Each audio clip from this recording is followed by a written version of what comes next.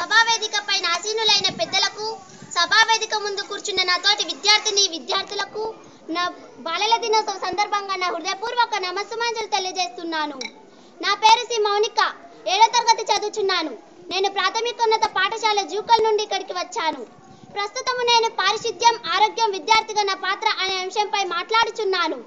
పారిశుద్ధ్యం, ఆరోగ్యం అనే అంశంపై చక్కని అవగాహన కల్పించి ప్రజలలో చైతన్యం తెచ్చి విద్యార్థిగా నేను సమాజంలో విప్లవాత్మకమైన మార్పులు తీసుకుని వస్తాను. పారిశుద్ధ్యం, ఆరోగ్యం విద్యార్థిగా నేను ముందుగా మా కుటుంబం నుండి పాటిస్తాను. ఈ అంశం గురించి ముందుగా నా తల్లిదండ్రులకు, మా కుటుంబ సభ్యులకు చక్కని అవగాహన కల్పించి వారిలో చైతన్యం తీసుకుని వచ్చి మా ఇల్లు, మా ఇంటి చుట్టుముట్టు ఉండే పరిసరాలను పరిశుభ్రంగా ఉండేలా చూస్తాను. అంతేకాకుండా మా కుటుంబ సభ్యులందరూ ఆరోగ్యంగా ఉండేలా చూస్తాను. విద్యార్థిగా నేను ఈ అంశాన్ని మరింత విస్తృతపరచడానికి నాతోటి మిత్రులతో ఒక గ్రూప్ ఏర్పాటు చేసుకుని పారిశుద్ధ్యం, ఆరోగ్యంపై గ్రామంలో గడప గడపకు ప్రచారం నిర్వహిస్తాను.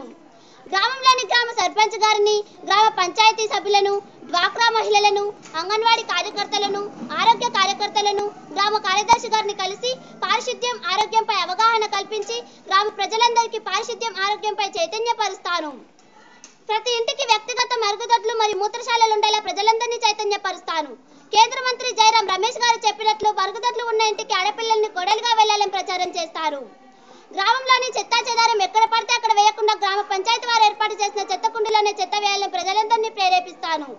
బహిరంగ ధూమపానం, మద్యపానం, మల విసర్జన, మూత్ర విసర్జన చేసేవారిని పారిశుద్ధ్యం, ఆరోగ్యంపై అవగాహన కల్పించేలా చేయకుండా చూస్తాను. గ్రామంలోని మురికి కాలువలు ఎప్పటికప్పుడు శుభ్రం చేసేలా పంచాయతీ వర్కర్లకు సూచిస్తాను. నిల్వ ఉన్న నీటిపైన కిరోసిన్ చల్లి దోమలు నివారించేలా ప్రజలను చైతన్యపరుస్తాను. అదేవిధంగా దోమల వల్ల కలిగే భయంకరమైన వ్యాధులు మలేరియా, చికెన్ గున్యా, డెంగీల గురించి ప్రజలకు అవగాహన కలిగించి ప్రతి ఒక్కరూ దోమతెర వాడేలా ప్రోత్సహిస్తాను. ఆయా సీజన్లలో వచ్చే సీజనల్ వ్యాధుల గురించి ప్రజలకు వివరించి తగు జాగ్రత్తలు తీసుకునేలా వారిలో చైతన్యం తీసుకుని వస్తాను.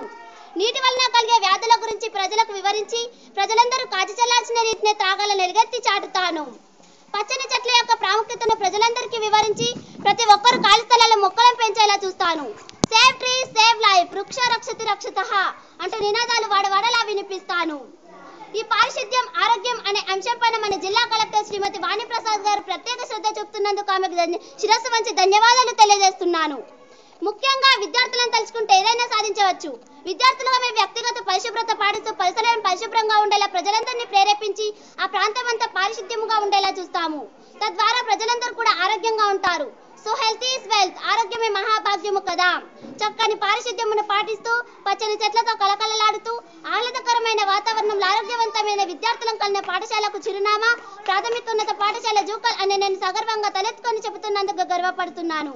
ఈ అవకాశం కల్పించిన వల్ల పెద్దలందరికీ మరొకసారి ధన్యవాదాలు తెలియజేస్తూ ఈ చిన్న ఉపన్యాసం ముగిస్తున్నాను. జై హింద్.